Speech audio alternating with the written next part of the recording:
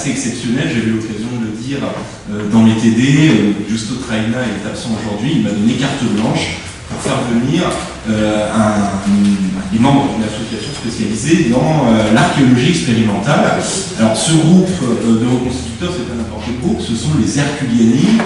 Je suis leurs activités depuis un moment et j'apprécie beaucoup le sérieux de leurs expérimentations.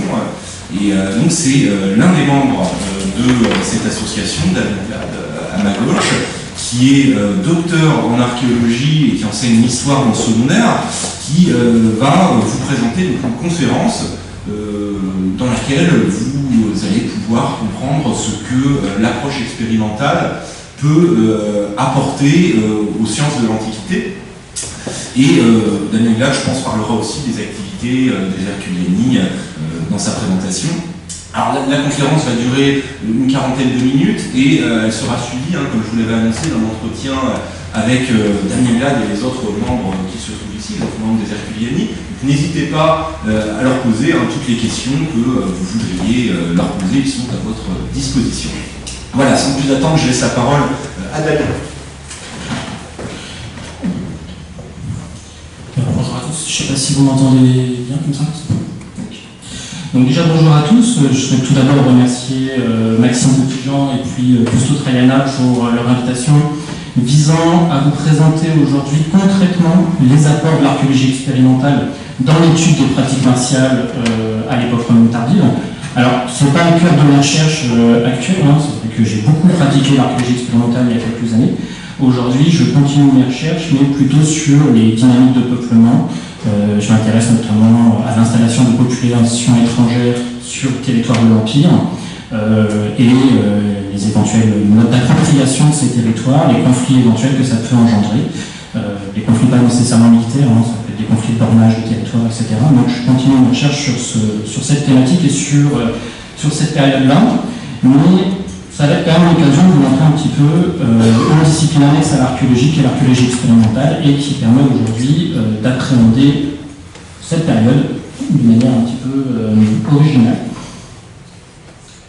Donc ainsi, à l'aide d'exemples empruntés à mes recherches dans ce domaine, donc plutôt des recherches qui ont été menées entre 2007 et 2013, l'objectif de cette conférence est quand même de parvenir aussi à vous proposer une définition de l'archéologie expérimentale, qu'il ne faut pas confondre avec la pratique de la reconstitution historique. On va voir que les deux travaillent ensemble, mais ce n'est pas la même chose.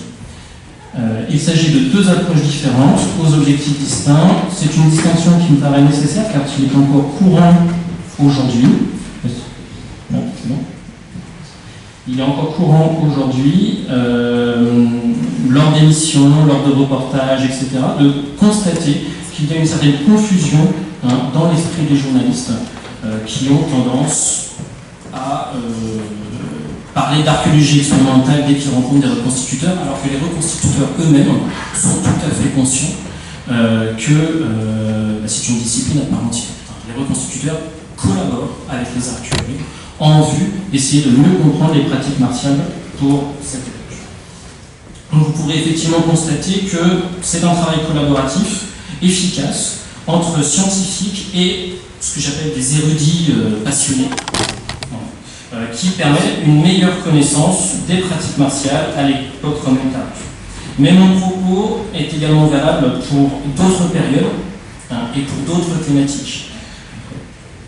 Moi, je vais vous parler de l'époque romaine tardive, mais vous avez des troupes de reconstitution qui collaborent avec les archéologues, également pour l'époque antique, pour l'époque médiévale, etc. Ils sont d'ailleurs de plus en plus nombreux.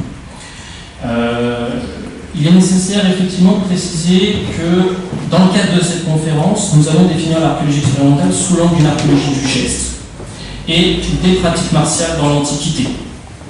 Mais de nombreux chercheurs utilisent l'approche expérimentale pour des recherches concernant aussi l'artisanat, par exemple, le bâti, la navigation, les pratiques agricoles.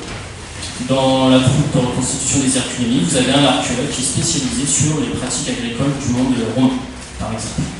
Pour ma part, en dehors de mes recherches sur l'armement, je travaille beaucoup sur l'artisanat et je fais par exemple de l'archéométallurgie qui me permet d'étudier les modes de fabrication, d'extraction et de fabrication du métal, des objets en métal. Donc il ne faut surtout pas réduire l'approche expérimentale à l'étude des pratiques martiales, même si ça va être le sujet aujourd'hui. L'approche expérimentale s'applique à différents domaines, très nombreux, notamment aussi pas mal l'archéologie du bâti. L'archéologie expérimentale est née de la nécessité pour les chercheurs de retrouver les gestes, non seulement des combattants, mais aussi, comme je le disais il y a quelques instants, des artisans, des fermiers, des chasseurs, des bâtisseurs. C'est né, les premières recherches dans ce domaine, c'est post-Seconde Guerre mondiale. C'est assez ancien. Parmi les précurseurs en France, parce que j'aurais pu citer des précurseurs aussi à l'étranger, mais on peut citer notamment André Leroi-Gourhan, et plus généralement les collègues préhistoriens qui s'intéressent dès les années 60 aux procédés techniques de mise en forme des produits, de la taille du silex en partant du terrain, à savoir les outils, mais également tout ce qui est les déchets, les stigmates de frappe. Le postulat de départ qu'avaient mis en place les préhistoriens et même les proto-historiens, qui à cette époque-là aussi commencent à s'intéresser au bâti, ils cherchent à reconstituer notamment des maisons danubiennes, etc. Le postulat de départ reste le même aujourd'hui, il n'a pas changé, à savoir que le geste est un construit social. C'est un élément constitutif de la culture. Retrouver les gestes, étudier les pratiques, c'est chercher à comprendre les sociétés du passé et leurs représentations techniques, culturelles et sociales. Donc il y a une vraie démarche derrière. C'est pas juste reproduire pour reproduire. On essaye de comprendre ces sociétés. Et le moindre geste a une signification. Je te donne parfois un exemple à mes élèves de temps en temps, où un exemple assez classique lié à notre culture, lié à notre geste, c'est rien que la manière qu'on a en France de se dire bonjour. En France, se faire la bise pour se dire bonjour, c'est un geste qui paraît totalement anodin, qui est lié à notre culture. Je vous mets au défi de faire la bise à quelqu'un dans les Balkans. Vous allez lui dire bonjour. Ce n'est pas dans leur pratique culturelle. Voilà, c'est la même idée. Chaque geste est un construit social et nous informe, nous renseigne sur les pratiques culturelles et sur les représentations des sociétés. Et donc ça, c'est un postulat qui date déjà des années 50 et qui continue aujourd'hui, qui est de plus en plus développé. Alors, je parlais des préhistoriens, des proto-historiens, bien évidemment, aujourd'hui, ce qui va nous intéresser, c'est aussi les recherches concernant l'armée romaine, puis plus tard l'armée romaine tardive. On retrouve cette perspective, ces recherches, dans les recherches anglo-saxonnes et allemandes à partir des années 70-80, où l'étude de la violence guerrière, sans porter de jugement ni positif ni négatif sur ce qu'est la violence, est un outil, parmi d'autres, pour appréhender justement les structures mentales des sociétés passées.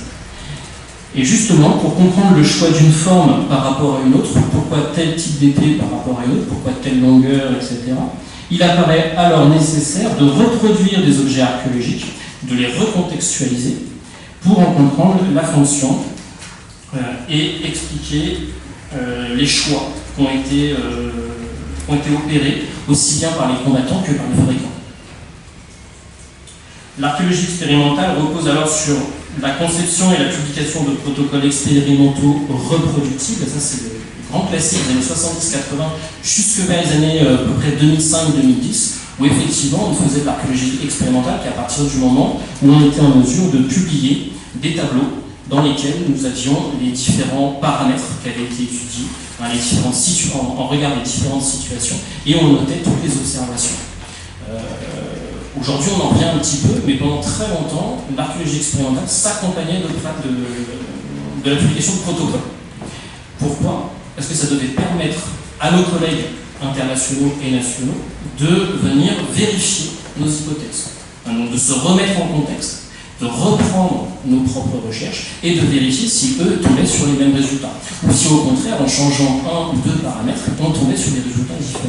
Cette démarche, entre les années 70 et les années 2000 à peu près, même 2005, a permis de réfléchir aux pratiques martiales, aux capacités de pénétration et de résistance des armes et des matériaux, d'expliquer l'évolution formelle des armes et de remettre en question la traditionnelle dichotomie entre armes offensives et armes défensives, en mettant notamment en exergue le potentiel offensif de certaines armes défensives comme le bouclier.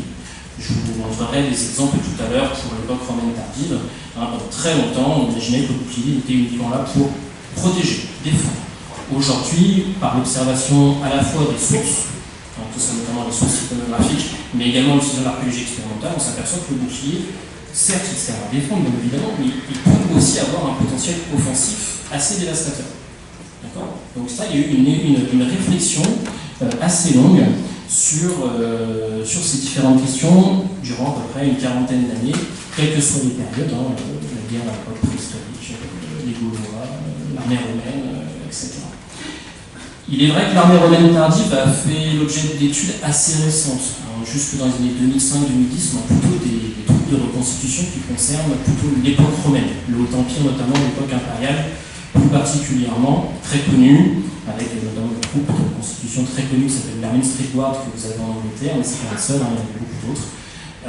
Depuis, il y a eu beaucoup d'évolutions et vous avez énormément de troupes de reconstitution et d'archéologues qui travaillent sur l'époque romaine tardive, que ce soit en France, pour une part, en Angleterre ou même en Allemagne. Mais également dans d'autres pays, en Pologne, en Roumanie, où j'ai pu travailler également avec certains collègues. Donc ici, vous avez justement les ouvrages les plus classiques, un peu anciens maintenant, mais vous voyez que ça concerne vraiment toutes les périodes. Et à cette époque, la reconstitution, on n'est pas encore dans une véritable archéologie expérimentale, mais la reconstitution, les troupes de reconstitution permettent d'illustrer les travaux de chercheurs reconnus.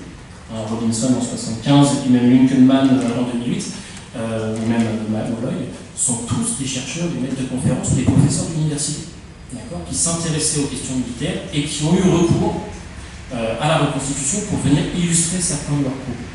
Et progressivement, vous avez toute une nouvelle génération qui a d'abord débuté dans la reconstitution, puis qui est devenue professionnelle, aussi bien dans l'archéologie que dans l'histoire, et qui ont développé l'archéologie expérimentale au contact de ces troupes de reconstitution. C'est vraiment une collaboration. Alors, depuis, j'ai tendance à dire 2015, ça dépend des périodes, ça dépend des endroits du monde, mais depuis 2015, la notion de protocole reproductif apparaît moins présente, toutefois, car les chercheurs tiennent désormais compte aussi des conditions climatiques, de l'expérience aussi des testeurs. C'est des bénévoles, c'est pas des militaires, donc ça peut jouer sur la qualité des interprétations. De la force physique, des qualités diverses du fer en fonction de son origine d'extraction et de ses modes de transformation. Et aujourd'hui, on s'aperçoit qu'il apparaît en fait quasiment impossible de reproduire un test à l'identique. C'est-à-dire que même si on dispose des protocoles expérimentaux proposés par nos collègues, on n'aura pas les mêmes testeurs, on n'aura pas les mêmes conditions climatiques et nos armes n'auront pas forcément été reproduites de la même manière. Alors, ça peut être très intéressant pour essayer justement d'avoir un retour sur nos pratiques et sur la qualité de nos reproductions. On évolue considérablement grâce à ça, mais les protocoles expérimentaux aujourd'hui sont moins pratiqués, en tout cas en ce qui concerne les pratiques martiales. Par contre, ça reste très présent chez mes collègues qui s'intéressent notamment à l'artisanat. L'artisanat, même l'archéologie du bâti. Extrêmement présent. Nous sommes donc dans une discipline qui évolue au contact des autres disciplines scientifiques, l'histoire notamment. Vous verrez un exemple dans quelques instants où mon questionnement est parti d'EGES, d'un propos de VGS. On verra aussi qu'il peut y avoir une approche anthropologique. J'utilise pour ma part aussi beaucoup l'archéométrie, puisque je vous parlais d'archéométallurgie tout à l'heure, donc la manière aussi dont sont fabriquées les armes, le type de métal utilisé, les modes d'extraction, etc., le mode de transformation et de forge du métal, ça peut avoir un impact. Les armes ne sont pas forcément forgées de la même manière, avec la même qualité en fonction des territoires où vous vous trouvez dans l'Empire, et ça on le constate notamment en étudiant les artefacts, en étudiant les armes que l'on retrouve sur le terrain. Moi j'ai beaucoup travaillé sur le Balkan, je travaille un petit peu sur la partie rhénane également de l'Empire. Je peux vous dire que la qualité des armes produites le long du Rhin n'est pas la même que celle produite dans les Balkans. C'est une meilleure qualité le long du Rhin. Après ça dépend du métal qui a été extrait. Et c'est aussi pour ça d'ailleurs que j'ai retrouvé beaucoup plus d'armes dans les Balkans qu'en Occident, puisqu'en fait j'ai travaillé énormément à partir de déchets de forge. D'armes qui soit ont cassé au moment de leur fabrication, soit qui ont été rejetées parce que considérées non conformes pour la bataille. Un métal trop faible qu'aurait j'aurais cassé au premier contact. On a au final assez peu d'armes qui ont vraiment été utilisées, vraiment été employées, et quand c'est le cas, elles ont rarement été abandonnées. Parfois on en retrouve notamment dans les sépultures parce qu'elles se transmettent de génération en génération, mais la plupart du temps, elles sont, je ne peux pas parler de refonte, mais elles sont réutilisées, on récupère le métal pour transformer, pour fabriquer de nouvelles armes. Donc nous, on travaille surtout à partir d'armes non opérationnelles en archéologie. Ça pose un certain nombre de problèmes au niveau de nos interprétations. Mais toujours est-il qu'on constate qu'il y a une évolution de la discipline, également au contact des praticiens. Donc, parmi les praticiens, vous avez les expérimentateurs, les reconstituteurs, les escrimeurs, mais également des militaires, des spécialistes en balistique, quand on s'intéresse aux forces de pénétration et aux impacts causés par les armatures de flèches notamment. Mais vous verrez tout à l'heure d'autres exemples, puisque j'ai pu travailler avec des CRS, avec du BIMEL aussi, pour réfléchir en mode de cohésion des soldats au moment de la bataille. Donc un ensemble d'intervenants qui permettent, d'un point de vue collaboratif, de faire avancer la discipline. Et dans l'état actuel des recherches, vous voyez qu'il y a quand même pas mal de colloques qui ont lieu ces derniers temps, quelle que soit la période chronologique qui nous intéresse. Le dernier en date où j'ai pu faire partie du comité scientifique était un colloque sur les armes et les guerriers, toutes périodes confondues, où l'archéologie expérimentale a tenu une place extrêmement intéressante et novatrice dans les recherches de jeunes chercheurs, notamment de doctorants. Et les recherches actuelles sur les pratiques martiales aboutissent d'ailleurs à des études sur les caractéristiques physiques des combattants, où le corps, perçu également comme un construit physique et social, est porteur de valeurs et de représentations liées à la virilité et à la masculinité. Il y a beaucoup de recherches en ce moment sur ces questions-là. Qu'est-ce qu'être un homme dans l'Antiquité ? Et en tant que soldat, qu'est-ce qu'être un soldat ? Et comment on le montre, en termes de physionomie, etc. Donc, lorsque j'ai commencé mes recherches en 2006-2007, l'approche expérimentale était plutôt décriée, alors qu'elle apparaît aujourd'hui comme porteuse d'une nouvelle dynamique scientifique. Cela s'explique aussi par une évolution de nos propres représentations. Vous avez toute une génération qui, jusque dans les années 2000, 2005, avait grandi avec les superproductions épiques hollywoodiennes, et ça suscitait chez eux une certaine méfiance, car il y avait un risque de confusion entre les deux, entre l'histoire vivante d'une part et l'archéologie expérimentale d'autre part. Surtout qu'on avait tendance, et encore aujourd'hui, à considérer qu'on vit un peu dans une société de l'image, une société du divertissement, qui nous éloignait un petit peu du côté scientifique. C'est une dynamique qui a changé du fait que beaucoup d'étudiants en archéologie ou en histoire à cette époque-là sont devenus aujourd'hui professionnels et intègrent la démarche expérimentale dans leur propre recherche. Alors à petite dose, c'est pas le cœur de leur action, mais aujourd'hui quasiment vous avez des expérimentateurs qui sont aussi des archéologues qui font partie de l'INRAP, dans l'Institut national de recherche en archéologie préventive. Et vous avez aussi de très bons historiens très connus et des reconstituteurs, des archéologues très connus qui font également ce type d'activité, soit pour travailler sur l'artisanat, le bâti, etc. Mais ils ont commencé la plupart du temps dans les trucs de reconstitution pour ce qui est des générations récentes. Donc aujourd'hui, ce n'est plus décrié, et ça fait même partie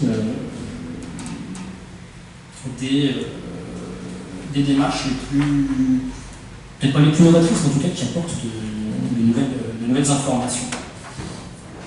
Donc justement, je vais vous montrer une petite photo un petit peu. Donc, c'est la publication de mon ouvrage en 2015, qui est en fait ma thèse, mais qui reprend certaines recherches qu'on a menées avec l'association des Herculéens, qui vise surtout à proposer une reconstitution possible de la physionomie des soldats romains tardifs au IVe siècle, en reproduisant des militaria, donc des objets qu'on retrouve en fouille, et les pratiques martiales à partir des sources écrites, de l'iconographie, et le tout dans une démarche certes qui peut être ludique, mais qui est sérieuse. Je m'arrête sur l'archéologie expérimentale 2 minutes pour vous présenter un petit peu très rapidement la physionomie du soldat romain tardif, qui a quand même sacrément évolué par rapport aux soldats du Haut Empire que vous maîtrisez plutôt bien. Vous voyez que les casques ne sont plus les mêmes. On est au Haut Empire, vous avez des casques forgés d'un seul tenant. À partir du Bas Empire, à partir du fin 3e, début 4e siècle, on arrête les calottes forgées d'un seul tenant, qu'on remplace par des calottes multi-composites, multipartites. Ça peut être 2 morceaux de plâche qui vont être fixés l'une à l'autre et renforcés ensuite d'une crête en matière sur le dessus qui vient solidariser le tout. Et pendant très longtemps, on a considéré que c'était une preuve de la décadence de l'Empire romain.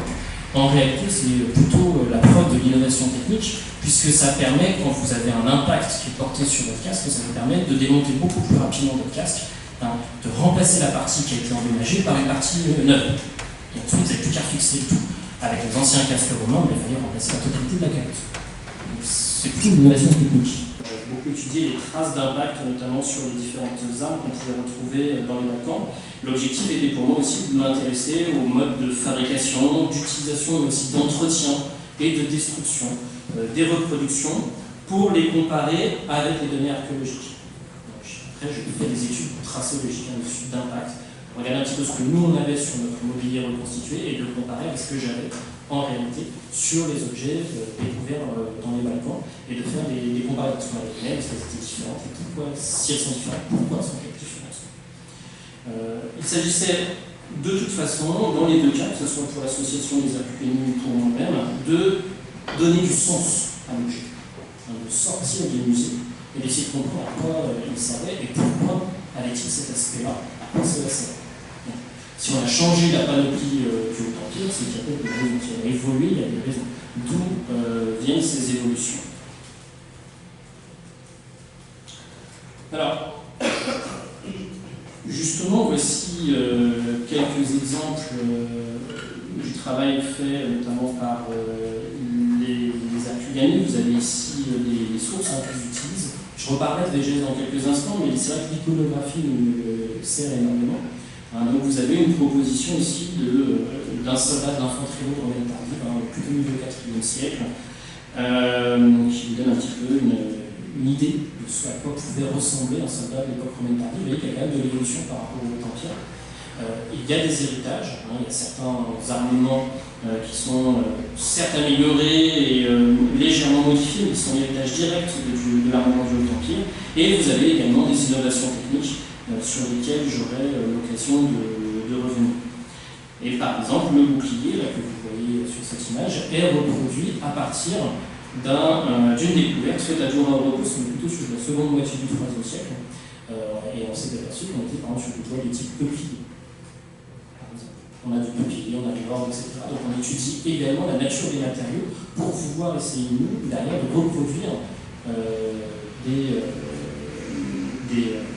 armes, mais qui sont au plus près de la réalité en termes de matériaux, mais aussi en termes de poids. Par exemple. On a beaucoup évolué à ce niveau-là, puisque les découvertes archéologiques en termes de boucliers, on est sur des découvertes qui sont plus proches des 2,5 kg, entre 2,5 kg et 4 kg. Nous, quand on a commencé, on avait des boucliers qui faisaient minimum 5 kg. Aujourd'hui, ils en font 3. Et il y a encore une évolution, on continue d'essayer d'améliorer les reproductions que l'on propose. Alors nous sommes justement, par exemple, intéressés à la gestion des intervalles entre les lignes de fantassin pour permettre à la fois l'escrime avec des longues, qui nous a occupé une partie de nos recherches. On a passé 5 bonnes années à réfléchir sur la manière d'utiliser l'épée, mais également la lance, le combat de la lance à la hasta. L'intérêt d'étudier aussi la gestion des intervalles permettait aussi de s'intéresser, de se questionner sur les modes de changement de ligne pour gérer la fatigue des soldats de première ligne qui doivent être amenés à certains moments à passer en seconde ligne. Une fois la ligne un petit peu fatiguée au fil du combat. Alors, au départ, par exemple, on a pu partir du propos de Végès, qui dans le De Re Militari, donc ce livre 3, chapitre 14, pour ceux que ça peut intéresser, évoquait un espace de 3 pieds, environ 30 cm, entre chaque soldat. Et donc, on s'est dit, ça allait vérifier. Donc, on a commencé par reproduire d'abord les boucliers que l'on connaissait pour la fin 3e, début 4e. Parce qu'on considère que Végès a en fait plutôt tendance à décrire l'armée de l'époque hiérarchique plutôt que l'armée de la fin 4e, début 5e. Je ne rentre pas dans le débat sur Végès, mais c'est aussi pour ça que je parle des boucliers fin 3e, début 4e. Et ensuite, on a vérifié en mettant des soldats les uns à côté des autres, en vérifiant en termes d'intervalle. Et on constate effectivement que l'espacement proposé par Végès, il fonctionne, mais il fonctionne uniquement quand vous avez 2 boucliers qui se chevauchent. Quand 2 boucliers se chevauchent, on verra une photo tout à l'heure, c'est intéressant parce que ça crée une sorte de... Je ne sais pas si je peux montrer plus avec la flèche. Là, l'image n'est pas forcément bonne, mais ça va créer, quand ils vont être en chevauchement, ça va créer une forme de cône ici qui est intéressant parce que ça nous permet de venir reposer notamment la lance pour venir escrimer la lance, ou faire basculer la lance le long de l'ordre du bouclier pour affronter l'adversaire, mais ça va être gérer une certaine fatigue. Alors ça reste plutôt de l'ordre de l'hypothèse, parce qu'on a beaucoup de mal à le tester, pour une raison simple, c'est que les lances sont quand même relativement longues, équipées de pointes de métal, et quand vous testez ce type de technique, vous avez des camarades qui sont derrière et qui risquent de se prendre l'arme dans la tête si vous ne faites pas attention. Et c'est vrai que pour l'instant, ce sont des pratiques, le combat à la lance, c'est une pratique que pour l'instant on n'utilise pas très bien, donc on continue les démarches expérimentales, on essaie de comprendre un petit peu comment une escrime à la lance était envisageable à cette époque. Sachant que la lance est l'arme la plus courante. En réalité, l'épée est une arme secondaire, elle est présente, les fantassins sont équipés d'épées longues, comme des stata. C'est plus des glaives, elles sont beaucoup plus longues, elles sont à double tranchant. Sauf que l'épée est l'arme que l'on vient utiliser en second recours. C'est-à-dire qu'on fait d'abord un combat à la lance, et une fois que la lance est brisée, une fois qu'elle devient inopérante, effectivement, on va saisir notre épée pour s'escrimer. Et on a un peu plus développé les recherches en ce qui concerne le combat à l'épée, où là, c'est là qu'on s'est rendu compte que le bouclier avait une importance cruciale. Que le bouclier n'est pas uniquement là pour se défendre, le bouclier nous permet de mettre une pression sur l'adversaire en exerçant le poids de notre bouclier sur une partie bien précise de l'adversaire. Donc là, par exemple, on s'est aperçu que lorsque on vient frapper, on donne un coup de poing, quand on vient frapper dans la partie haute du bouclier de l'adversaire avec notre bouclier, ça va mobiliser le bouclier de notre adversaire dans sa partie haute, ce qui fait que ça libère de l'espace dans les parties basses. Ce qui nous permet éventuellement de venir, en exerçant une pression au niveau de son cou, au niveau de sa gorge, ça va nous permettre éventuellement de venir taillader au niveau du jarret, par exemple. Autre possibilité, de venir frapper sur la tranche, avec une frappe latérale sur la tranche du bouclier, ça va forcer l'adversaire qui tient quand même son bouclier à bout de bras, ça va le forcer à légèrement pivoter, et ça nous permet, nous, derrière, de venir éventuellement asséner un coup au niveau du dos. Autre technique qui marche avec l'épée, c'est là pour le coup, on va faire la technique inverse, c'est qu'on va frapper avec le bas de notre bouclier sur l'elbow. Donc l'elbow, c'est la partie centrale, la partie métallique du bouclier de l'adversaire. En exerçant une pression sur cette partie métallique avec notre bouclier, on frappe, encore une fois, c'est pas juste, on ne vient pas juste déposer notre bouclier dessus, mais en exerçant une pression, ça force l'adversaire à légèrement baisser son bouclier vers le bas, ce qui peut nous ouvrir des opportunités dans les parties hautes, au niveau de la gorge, au niveau des clavitules, etc. Donc on voit qu'il y a une véritable escrime qui se met en place. Pour ce qui est des espacements, en réalité, l'espacement entre deux soldats, aujourd'hui, elle est plutôt de 60 cm quand on est sur les boucliers bord à bord. Donc, quand on est en ordre non serré, c'est un espacement idéal qui permet le passage d'un soldat entre deux lignes. Je m'explique. Supposons que vous avez combattu pendant un petit moment, votre officier de ligne va vous donner l'ordre de retraiter, de passer vers l'arrière. Donc si vous êtes devant, vous allez pouvoir vous infiltrer entre les deux boucliers. La garde va s'ouvrir et venir se refermer juste derrière vous, et vous, ça vous laisse la possibilité de circuler de côté, éventuellement avec votre matériel, et d'aller vous mettre soit en deuxième ligne s'il n'y a que deux lignes, soit au fond de l'unité combattante pour vous permettre un certain répit avant que vous vous retrouviez à nouveau en première ligne. Ce qu'on appelle nous le turnover. Donc c'est des techniques qui ont été testées et qui, moyennant de l'entraînement, fonctionnent relativement bien. Et qui méritent encore des tests et des améliorations.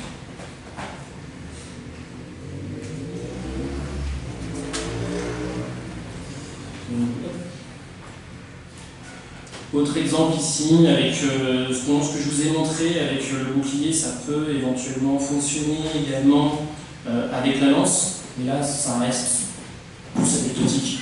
Aujourd'hui on ne l'a pas vraiment testé avec la lance, pour des raisons aussi qu'on a des problèmes en termes de reproduction pour les lances, parce que les lances sont assez mal équilibrées, elles sont assez lourdes. Ça a un peu changé, du nouveau matériel, de nouvelles reproductions qui font qu'elles sont aujourd'hui beaucoup plus faciles à manipuler pour un fantassin. Bien comprendre qu'on les manipule à une main, donc notre main est occupée avec le bouclier.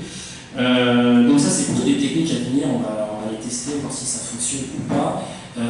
Aujourd'hui, on a des doutes en fait, sur ce type de combat à la lance parce qu'en réalité, on combat beaucoup en ordre rapproché, en ordre serré. Et c'est pas évident, sans peut-être en première ligne, d'utiliser la lance comme ça en partie haute. C'est pas impossible, c'est à tester, c'est à améliorer, c'est pas évident. Il y a encore des recherches à mener dans ce domaine.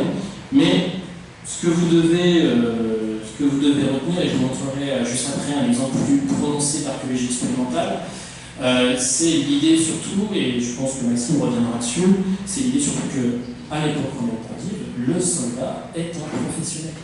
C'est un combattant professionnel qui est entraîné, il passe son temps à ça, il utilise des techniques, c'est un escrimeur, qui lui permettent de répondre en fonction du type d'adversaire qu'il va avoir en face de lui. Donc il est entraîné à utiliser ces pratiques.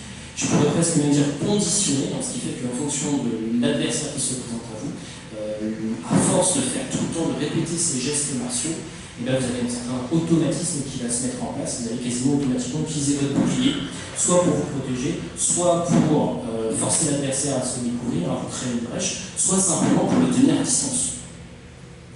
Parce que, mine de rien, il y a une certaine allonge avec un bouclier. On peut tenir le soldat, l'adversaire à distance, sauf s'il est équipé d'une lance. C'est tout le problème aujourd'hui d'arriver aussi à voir comment on combat un adversaire équipé d'une lance et travaillant également en ordre serré, comme pour l'armée romaine tardive. Mais vous voyez que le bouclier n'est pas qu'une arme défensive, c'est une arme également offensive et qui est très bien maîtrisée à cette époque-là. Et on a de nombreuses représentations iconographiques qui le montrent. Quelle que soit la période, aussi bien pour l'Antiquité que pour l'Antiquité tardive. Alors, un exemple de tests expérimentaux avec protocoles expérimentaux que j'avais pu mener, on était entre 2007 et 2009, donc c'est assez ancien. C'est venu de l'idée qu'on sait qu'à cette époque-là, l'armée romaine tardive continue de pratiquer une très célèbre technique, la technique de la testudo, la fameuse tortue, que tout le monde connaît aujourd'hui. Elle est toujours mentionnée pour le 4e, même pour le début du 5e siècle. Elle est si bien mentionnée que vous avez même des auteurs qui mentionnent des troupes germaniques qui l'utilisent contre l'armée romaine. Ils imitent l'armée romaine, eux aussi pratiquent cette technique de combat. Et on s'est aperçu qu'on avait un problème avec les casques. C'est-à-dire qu'à partir du moment où vous utilisez ce type de casque à crête relativement prononcée, qui part en élévation, on s'aperçoit que la technique de la testudo n'est pas pratique, elle ne fonctionne pas. Pour une raison simple que vous verrez mieux sur un schéma ensuite, c'est que plus la crête est haute, plus ça libère votre visage, plus votre visage apparaît à l'adversaire. D'accord ? Et ça crée des ouvertures qui font que vous pouvez derrière vous prendre toutes les armes de jet potentielles. C'est vraiment pas efficace. Vous avez deux photos qui vous montrent un petit peu de profil et de face. On s'aperçoit que dans la deuxième configuration, où on a des casques qui sont plutôt de ce type-là, à savoir des casques à crête en matière légèrement prononcés, on n'est pas sur des hautes élévations. À partir du moment où les soldats ont un équipement homogène, je ne parle pas de standardisation, mais d'homogénéité en termes de forme, eh bien la pratique, là par contre, apparaît envisageable. Et c'est sur cette photo que vous pouvez voir un petit peu justement un exemple de protocole expérimental où en fait à l'époque, j'ai récupéré toutes les formes que l'on connaissait, tout type de crête que l'on connaissait à cette époque-là, et on a testé les différentes configurations avec plusieurs crêtes prononcées. C'est la deuxième image. Vous voyez que ça crée de vrais problèmes de stabilité quand vous posez le bouclier et ça ouvre complètement la garde de celui qui est en première ligne. Avec crête prononcée et crête en matière légèrement élevée, on gagne en stabilité à l'arrière, mais par contre le soldat cliquant n'est toujours pas protégé. Puis ensuite, partir sur l'idée d'homogénéité, on a utilisé deux casques de même type, puis ensuite plusieurs casques sur plusieurs lignes de même type. Et là, non seulement on est extrêmement stable, il faut rester comme ça, peut-être pas pendant des heures, mais en tout cas, on est très long. Et en plus, les soldats qui sont en première ligne sont parfaitement protégés. Un seul le regard dépasse et ça va permettre de prendre de l'information. Sans risquer de se prendre... Là, vous avez vraiment sur la deuxième configuration, ce qui est intéressant, c'est que le bouclier de celui qui est en deuxième ligne vient vraiment protéger son camarade d'épaule. Dans les autres configurations, le bouclier part dans les airs, donc il ne protège plus celui qui est là. Donc voilà un exemple, alors c'est mis sous forme ensuite de tableau, mais voilà un exemple de protocole expérimental qui ensuite doit permettre aux collègues de les reprendre, de les tester et de voir si mes hypothèses sur le fonctionnement pratique des formes utilisées fonctionnent ou non. Alors là, c'est relativement facile à reproduire, mais c'est vrai que très rapidement, vous aurez des collègues qui vous diront oui, mais attention, ça dépend aussi de l'entraînement des combattants. Si vous avez des soldats qui sont habitués à porter des boucliers le bras complètement tendu, ils vont tenir beaucoup plus longtemps et ils vont pouvoir avoir une certaine stabilité. Oui, c'est vrai. Plus on est entraîné, plus on arrive à contrôler, à gérer les problèmes que l'on peut rencontrer sur le terrain. Mais les soldats romains, et encore les soldats d'aujourd'hui, sont des gens extrêmement pragmatiques. Quand on va à l'essentiel, on a besoin de formes qui sont opérationnelles tout de suite, sans qu'on ait besoin, nous, de s'adapter en permanence sur le terrain. Même si le soldat, bien évidemment, aura l'entraînement nécessaire pour s'adapter.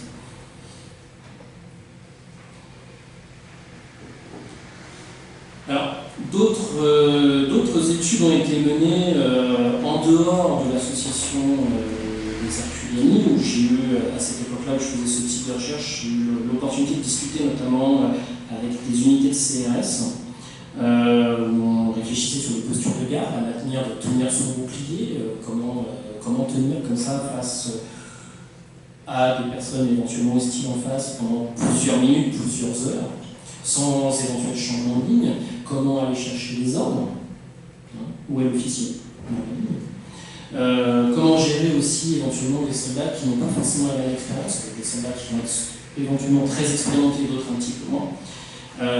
Et donc ça nous a permis de progresser un petit peu sur notre façon d'apprendre les boucliers. On s'aperçoit notamment que l'acmélide n'est pas que là pour protéger la jambe, mais elle permet aussi de recevoir, de recevoir le poids du bouclier en position de guerre.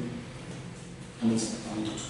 On travaille aussi un petit peu avec des rugbymen pour comprendre un petit peu la manière dont on peut assurer la cohésion entre les soldats. L'histoire vivante en tant que telle, la reconstitution, c'est une proposition visuelle qui est sourcée à un instant T. C'est un outil de médiation culturelle qui use du visuel et du divertissement éventuellement. L'archéologie expérimentale, elle repose sur une approche expérimentale qui est une action, une démarche volontaire, personnelle ou collective, qui est réfléchie. Mais attention, vous avez aussi des gens qui ont une approche expérimentale qui sont pour autant faire l'archéologie expérimentale. L'archéologie expérimentale, en fait, derrière, on répond à une problématique archéologique spécifique qui a été déterminée en amont. Et on va essayer de répondre à cette problématique. Là, vous avez l'exemple d'un des Herculiani présents dans cette salle, d'ailleurs, qui est un ingénieur, qui n'est pas du tout archéologue, mais qui, à un moment, s'est lancé dans une démarche totalement personnelle d'approche expérimentale et qui s'est dit, bah tiens, les balistes, les techniques d'armes de siège, on les connaît pas à cette époque-là, elles ne sont pas maîtrisées, elles ne sont pas étudiées, notamment par moi, je ne les ai pas du tout étudiées dans mes recherches. Et se poser la question d'essayer de reproduire et puis de les tester, de voir comment on pouvait, quelle efficacité. Et donc, ça l'a poussé à s'intéresser sur la nature des matériaux, les types de bois utilisés, le type de cordage, les tensions nécessaires pour ces cordages, de manière à ce qu'ils ne cassent pas, qu'ils ne rompent pas. Surtout qu'il partait de très loin, puisqu'en archéologie, on a très peu de pièces métalliques conservées. Il a fallu qu'il s'intéresse aux mesures, qu'il reproduise tout, et qu'ensuite il le teste. Et à force d'expérience, de tests en autodidacte, il a fini par réussir à proposer la seule baliste romaine tardive connue à ce jour opérationnelle. Alors, à ma connaissance, je n'en connais pas d'autres en Europe ou même dans le monde.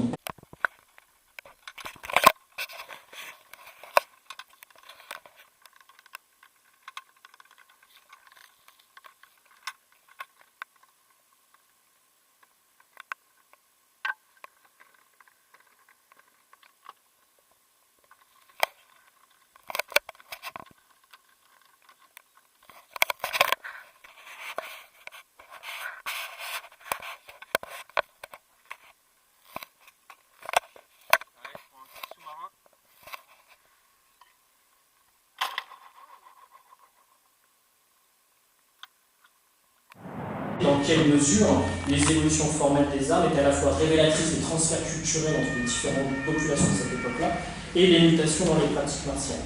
Mais encore aujourd'hui, on a deux problématiques. Moi, par exemple, aujourd'hui, je m'intéresse à l'archéologie du bâti et éventuellement plus tard à la reconstitution d'une forteresse romaine.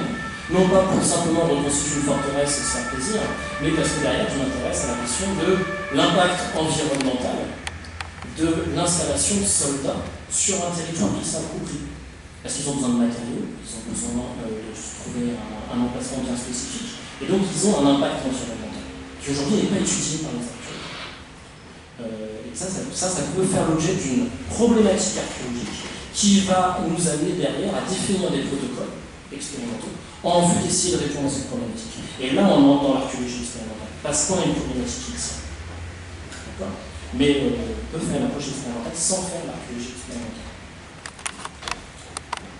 Donc j'essaye de vous proposer, pour conclure, une définition volontairement très généraliste de ce qu'est l'archéologie expérimentale, parce que l'objectif n'est pas de vous proposer une définition de l'archéologie expérimentale des pratiques martiales, mais de l'archéologie expérimentale dans le sens large, puisque mes collègues utilisent aussi bien pour l'artisanat que pour le bâtiment ou pour la marine, etc.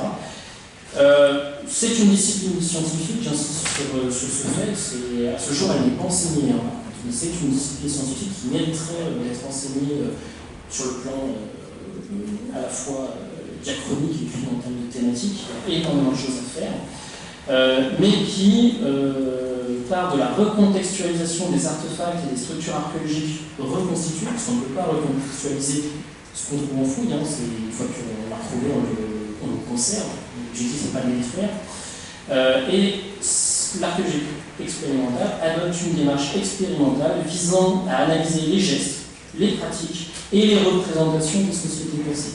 Alors on collabore, ce n'est pas la seule démarche, mais qu'une des démarches proposées qui nous permettent de collaborer à cette thématique, à ce besoin qu'on a, ce souhait qu'on a de proposer une meilleure connaissance de ces sociétés, notamment une meilleure connaissance sur les aspects culturels, les représentations mentales, etc. Avant de vous remercier, si certains d'entre vous sont éventuellement intéressés, n'hésitez pas à nous rejoindre. Vous ne ferez pas forcément l'archéologie expérimentale, en tout cas vous aurez. Ce qui ne nous empêche pas de faire l'archéologie expérimentale. Je vous remercie, et comme l'objectif c'est d'abord la preuve, voilà une photo qui vous prouve que j'ai bien bossé et que j'ai bien pratiqué ce que je dis. Merci à vous. Et puis, n'hésitez pas si vous avez la moindre question et aussi à venir ensuite vous approcher pour venir observer les reproductions qui vous sont proposées par l'association des archéologues. Merci.